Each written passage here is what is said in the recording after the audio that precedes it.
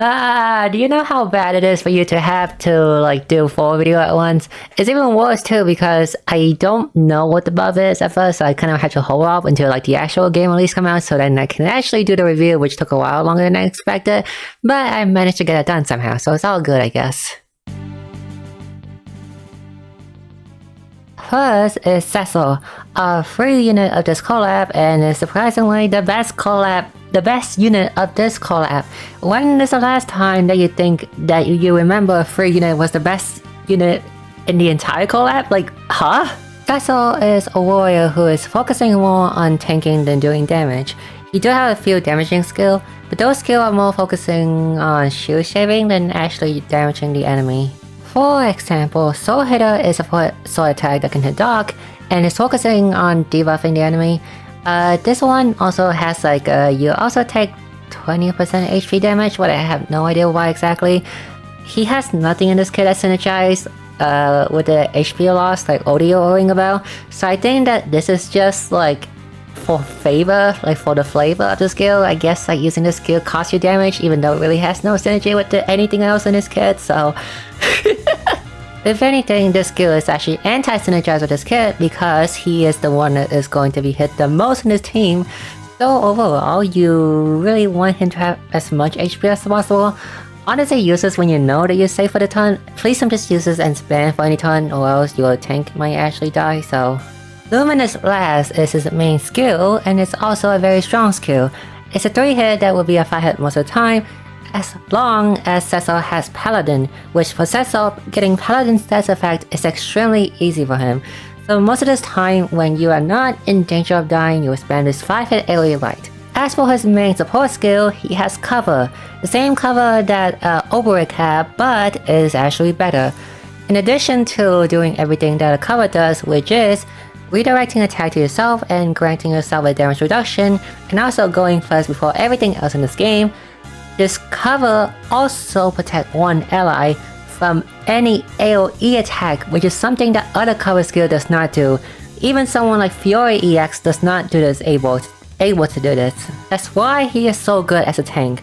If you're using this cover skill on a squishy teammate who is easily able to die, they are guaranteed will not die at all from any attack, whether single target, whether AoE, as long as Cecil is still alive. Cecil only want to spam the cover skill or the 3-hit AoE to become a 5-hit when you have Paladin most of the time, so overall, his main skill isn't really that important, so hit his EX skill, you have another option for multi-hit.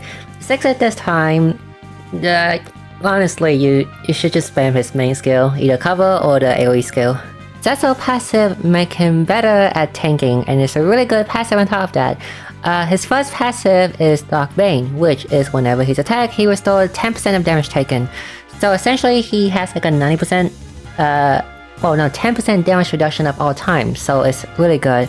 And then he gained Paladin, which is extremely easy when you combine it with his next passive. His other passive, Saintly Wall, make it so that when Cecil is at over half full health, which is over 50% of his HP, Cecil will automatically do the cover thing, which is redirecting attack to himself. Only single target, not AoE, which is extremely strong because the reason why tank has a bit of a problem in this game is because every time you have to spam the cover to like protect your teammate because you don't want to risk danger.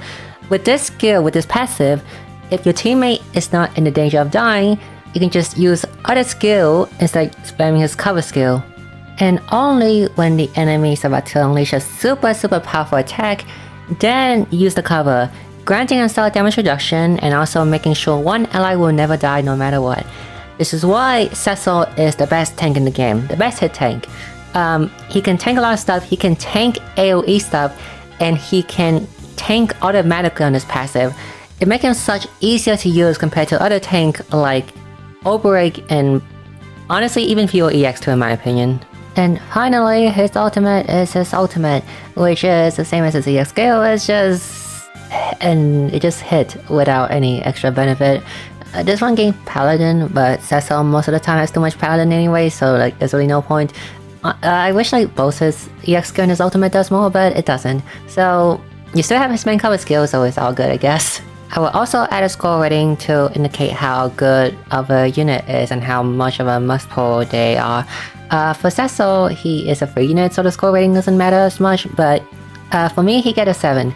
Cecil is a great unit who is extremely good at tanking and provide other utilities on other turns where tanking are not necessary, in addition to being the free unit on top of that, so he is extremely good overall as a unit. Only one problem though is that tanking is not really a popular strategy in this game anymore, mainly because Shanna exists. Why tank damage when you can just not die for 2 turns twice for battle? So yes, you want to tank. Cecil will still remain the best tank even right now in JP, but it's not a really popular strategy, and I think other strategy like Shanna is still better too, so Cecil will remain an option if you do want to tank with him though. Next is Sazantos EX, which is the best gacha unit out of all this collab, and he's actually a pretty good unit. Sazantos, this time representing Kain from Final Fantasy IV, is a merchant, or more accurately, the Dragoon class, which is something that's like specialized in jumping. The jump and do a lot of damage is the entire class mechanic. So let's talk about his normal skill before we talk about his jump skill, which is Lance Buzz and Fang Claw. Lance Buzz is just a 2-hit spray that inflict debuff, in this case 15% defense down, magic defense down, and Fang Claw is a 3-hit spray that inflict defense and spear resistance down, both of which benefit to Sazantos EX per hit. And also you boost max the skill guarantee critical. Honestly, you won't use the skill much because most of the time you would want Sazantos EX to be in the sky to utilize his either powerful or passive, but the situation you can use the skill is on turn 1 where the buff is not fully set up yet, and your Sazantos EX will not do enough damage when jumping anyway, so you might as well set up some debuff with some debuffing skill he has before jump to the sky and do damage. Scenario 2 is you land down into the enemy like on the break turn somehow before you've broken the enemy. Preferably you want to land down on the enemy when the enemy is broken to do max damage, but he does so much damage already you don't really need to land down on a broken enemy. Use this on the second turn of break when you land down for damage right away, but not really a usable application in my opinion. Now let's talk about his jump skill. His skill is jump, literally named jump, and his skill just jump to the sky and then do big damage. If anyone not familiar with jump or have not seen Magnolia in action, jump is you spend 1 turn in the sky where you're unable to be targeted by anything. However, the next turn, the very first action before anything else, you will land down and deal big damage. With this jump skill, he will jump out to the sky, and after 1 turn, he will land down and do 4-hit single spear, and also it has 50,000 damage cap up and it can hit 5 and win. The skill do a lot of damage to the point where you don't even need the enemy to be broken to do maximum damage. You can just land on the enemy whenever you want and you're just gonna hit like a bunch of damage. So risking drive is his EX skill, and also in my opinion the one that has got buffed the most out of all his skill. It's an EX skill which originally the condition to use the skill was 4 turns after turns 4, but now it just changes to no condition, which is like, what's the point of EX skill anymore? Like, EX skill has to have some form of condition, even if they're almost non-existent like Shanna EX skill, but just removing like the condition is kind of like, yeah, but I guess it's fine, I guess. And the other change to the skill is that the skill will also now inflict a debuff to spear resistance down. Originally it's only inflict 30% defense down, but now it's also defense down and spear resistance down, which makes the skill extremely powerful. It's an 8-hit that you can use on turn 1 that debuff both of the necessary debuff to make Sazantos EX do big damage. It kind of feel like using Oscar ultimate on turn 1, so it's really good now. Although there's one thing I do want to point out though, is that despite the skill animation look like he's jumping out to the sky, it's not a jump skill, which is important because it's factored into his passive later on. For his passive, Dragoon Devastation allows him to, well, grant him 100% potency up to all of his jumping skill, and this is stackable with the other potency up, and it's a multiplicative stackable, which is your stack to Solon is actually a 300% up total. Here is one example of what I mean by multiplicative. 100 times 2 times 2, which in total is 400, which is essentially what this skill does. So, it's very nice. It's stackable because you stack this with Solon and you do absolutely a lot of damage to the enemy even when they're not broken, which is rare because I think this is like the only stackable source of potency up in this game. I don't think there's any other source of potency up in this game that's stackable, so rare case for stackable potency up, I guess. His second passive Sky Wave is whenever Saz EX is in the sky, you will do a one-hit FUA attack. Preferably, you want him to go first, unless you're using his ultimate. You want him to go first so that his other allies can take an action so he can follow with a spear attack. The spear attack has a lot of potency too, so it's really strong. And his ultimate is his ultimate, which is also got buff. I think it's now was an 8 hit in JP. Now it's like 12 hit maximum. He jumped to the sky. This is a jump 2 tons, so he jumped to the sky for 2 tons. So first turn jump, second turn is in the sky, third turn land down, and do a 12 hit to our enemy, which is also a lot of damage and is also count toward the passive with potency up for his jump skill. Honestly, compared to the other damaging ultimate skill, this one is actually really good because it's a multi-hit ultimate. Multi-hit ultimate with a high potency too lead to a lot of potential. So you would use a skill and you would set it up. You would set it up to somehow have the enemy broken, and then you have Sazantos EX land down or maybe on the second turn break and deal big damage to the enemy in this 12 hit. So for Sazantos EX, I'm giving him an 8 out of 10. Sazantos EX was already a strong unit before the buff. However, with this buff, he is actually better because the ability to use an 8 hit on turn 1 that can inflict defense down and speed resistance down, both at cap out on top of that too, is extremely good, which make him very good in speed comp with the other speed DPS. Which I do notice now, but what is it with all the speed stuff getting buff in global? There's Roland buff, there's Oscar buff, and then there's now Sazantos EX buff. Spear team is not this strong in JP, but now it is in global, so I guess speed will be dominating until party survive, I guess. However, I do want to say that even with Sazantos EX getting buff, it's not like a must-have pull for him because other speed DPS already providing utility. Roland can already debuff so much already by himself. So Saz EX is more of a luxury pull, and the fact that he's stuck with the other two, not really that good. And a full unit also make it kind of hard to want to pull for him, so.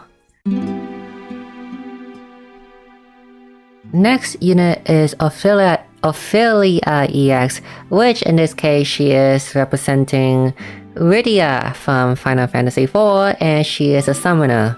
In Octopath terms, she is a Scholar DPS, a magic DPS, who is, even after getting some buff, she doesn't really that stand out. So first, let's go over her normal skill. Meteor is the 6-hit light, that become an 8-hit max boost, and that's it. 8-hit is nice, consistently spamming 8-hit is nice I guess, but like that's it. The potency on the 8-hit is also isn't that high either, and Ophilia EX does not have some form of potency up with double casting in her own skill, so overall you are doing 8 times 65, which is like, I guess it's fine. Next is Leviathan, which is actually very cool animation wise. I would say that in my opinion, Ophilia EX has the best animation out of all the 4 characters. It just kind of sucks that her skill isn't that powerful. Leviathan is a 2-hit neutral, yes, actual neutral damage. You're doing actual white damage, no elemental and no weakness at all. At max boost is 2 times 1000. This attack hit to dodge and block. So whenever you go against an enemy who has dodge, like Hami in the arena, this attack will hit to dodge. And this will also go to block stuff like Eri from the collab, from the very default collab. Tickling with the guarantee critical. Whenever you see like they put up like a bluish barrier, the skill can hit through that too. Leviathan is more of a speed clear skill than something you would bring to a regular battle. Because it's a 2-hit neutral that is big damage and that's it. Usually in a normal battle you wouldn't use this. You would not use this and you would rather just spam her other skill instead, like Rydia.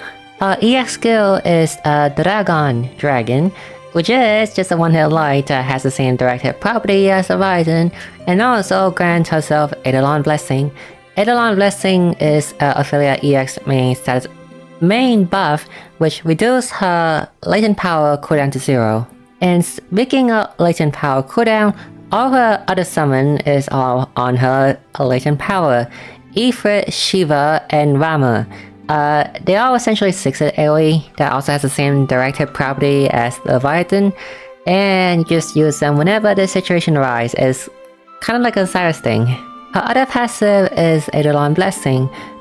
This one buff of your attack, your magic stat, and also reduce your SP cooldown, which is mainly so that your Leviathan doesn't cost too much of your SP. And finally, on her ultimate, and the coolest animation of all, and the coolest summon of all, she summoned down Bahamut, which is kind of like it looked like she summoned a Divine Beast is using that type of animation. Bahamut do a 6-hit AoE light against also direct hit, hit all elemental weakness, and also gain Eidolon Blessing. In EN or Global, it got buffed so that you also can now use this 3 times per battle, so you have more chance of summoning Bahamut, and also gain more Eidolon Blessing from this ultimate. If you were going to go for Awakening Stone for her, you would go for U10 over A1, but if I were to be honest, she doesn't really need an Awakening Stone. Base self is already good enough. So for Ophilia EX, I'm giving her a 6. Ophilia has one problem, is that she does not stand out. Her only gimmick is that she can hit directly through enemy dodges and barrier, but other than that, in a normal battle scenario, she just a mage DPS that doesn't do anything that stand out. Like, it's cool that she has like all the FF summon, and then like she has one for each element, and then also Bahamut and stuff, etc. But even her main damaging skill media, there's nothing else that help her with that. There's no double cast, there's no potency up, so overall her damage isn't really that high compared to the other DPS too, so overall it's not really worth it to pull for Ophilia EX. And finally we have Agnea EX. Representing Rosa from Final Fantasy IV, Agnea EX is, in this case, she is representing the White Mage and Archer class, which is, to put it in Octopath term, in this game, Agnea EX is a DPS / healer hybrid, which, what do I call this? The Niner syndrome? Like, usually you call it like good at everything, well, no, can do everything but good at nothing type of stuff. In terms of what skill she has, Agnea mostly has bow attack that can do some other bonus too. For example, Holy Blast is the 3-hit bow hit light that can also inflict debuff, which in this case, I guess is not really that special, like attacking that hit debuff for 2 turns. Kinda sucks that these type of debuff cannot be boostable the turn duration, so it's only there for stacking with the other type of debuff. Black and White Barrage is a 6 hit, it can hit light and dark, and if there's only one enemy, and that's like the only enemy on the field, it becomes an 8 hit instead, which is nice. It's an 8 hit shield shade that can also hit 2 weakness, just kinda lack damaging power. Blessed Shooter is a 4-hit bow that also gain bonus whenever the enemy is alone, and also this one will heal all allies on your entire team. Agnea, if I were to put it like that, Agnea feel like Chloe, but like fancier. And Chloe with fancier in 2025, it's just not enough, okay? Usually you prefer like a straight up buffer or a healer or a buffer and heal hybrid, rather than a DPS hybrid that can also do buff and heal. Even her EX skill is like that. Her EX skill is a fancier version of her Blessed Shooter, is also heal, but this time it heal by the damage dealt, which is a lot, which is, in all honesty, it's not that big of a deal. It's like, most of the time you're healing over cap anyway, and then it kind of benefit from the passive that Agnea has, so yeah, so EX is just a fancier version of Blessed Shooter, so. As for Agnea EX passive, her first passive, whenever her healing overflows, she will also restore HP barrier to the amount of overflow. Its reminiscence of Gloria passive is a bit different though, so I guess it's nice, but I will say this though, don't use Agnea EX as your main healer. If you are gonna use her, please bring some other healer because she's only healed through damage dealt, and that's like really unreliable, so. Our second passive is when Healing Overflow grants allies 15% attack up, stat or attack up and magic up, and also other stat up. Also 20,000 damage cap up. It's nice, it's not anything big, but it is a nice bonus. As for ultimate, she go first, she will restore HP, she will restore SP, and she will also grant your entire team 15% attack up and magic stat up. Also damage cap up too. Now, you really should not invest in Agnea EX as much. If you do though, go for U10 for A1. If I were to make a comparison, okay? All of its skill is more on the supporting side, buffing on the passive, buffing on the ultimate, and mostly healing skill on the normal skill with also some debuff on the side. You know one other existing unit that can do this already? It's Primrose EX. Prim EX ultimate already is better at 20% 20% attack up, also restore ult gauge, and on her normal skill, in addition to her healing skill and her cleansing skill, she also has other buffing skill and also a lightning attack that can debuff too. So, that's what I mean by Agnea not really that good in terms of doing stuff. She can do these type of stuff, but she is not good at any of these stuff. For Agnea EX, I'm giving her a 5 out of 10. She does not stand out at all, and this is even worse than Ophilia EX. Ophilia has at least a niche that can hit through barrier and dodge, but Agnea EX has none. The only time I would recommend using her is you somehow want to shield shave and also doing buffing and healing at the same time. But like, other than that, there's other existing unit that can do this better already. Like I say, like Primrose EX for example. So overall, it's just really not worth it to pull for Agnea EX. So, collab summary. Cecil and Sazantos EX are the best unit to get here, well since it was free anyway. Saz is not a must-have anyway, and the fact that he's stuck with 2 other not good units also kind of sucks. So I guess if you don't really care for... well, if you like care for meta and stuff, then don't pull for this banner. But if you want to pull because you like the character, then do go ahead. But the good Cecil on this collab is already good enough. And finally, from now on, I will add a future unit rating to the end of every video.